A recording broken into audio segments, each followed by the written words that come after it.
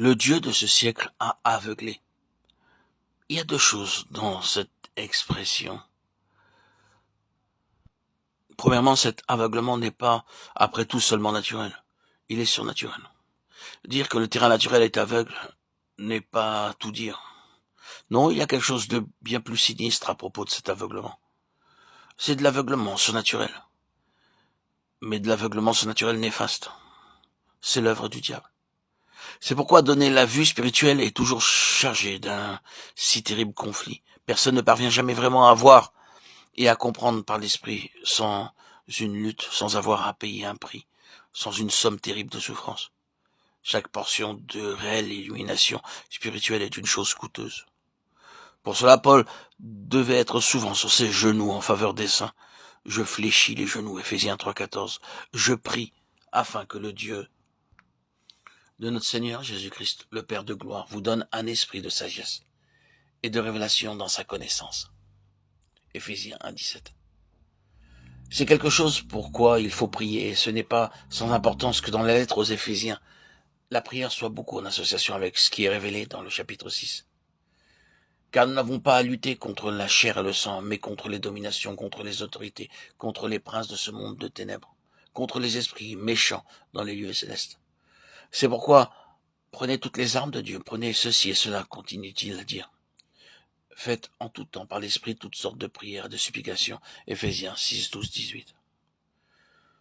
Les ténèbres, priant en tout temps, afin que le Dieu de notre Seigneur Jésus-Christ, le Père de gloire, vous donne un esprit de sagesse et de révélation dans sa connaissance. Tout est de même nature.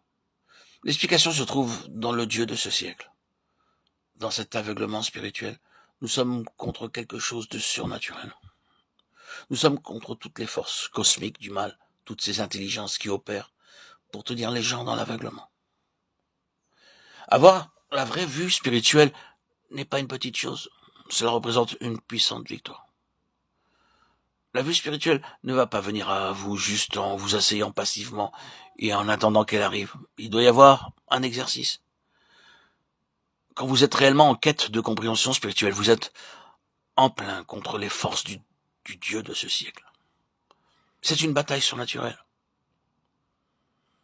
Aussi, chaque partie de ministère qui va être un ministère de vraie révélation sera entouré de conflits. Il y aura conflit auparavant. Le conflit continuera durant le temps du ministère et peut suivre après. C'est ainsi. En ceci se trouve alors le besoin d'être exercé à propos de la lumière. Pendant que vous m'écoutez, ne considérez pas la chose comme acquise. Ne croyez pas que vous la possédez.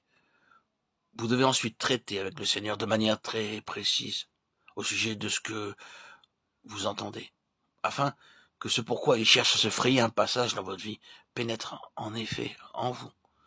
Ne vous abusez pas en supposant que parce que vous l'avez entendu, vous savez maintenant. Peut-être que vous ne savez pas, peut-être que la lumière n'a pas encore été libérée. Une bataille pourrait être nécessaire à ce sujet, si seulement nous savions.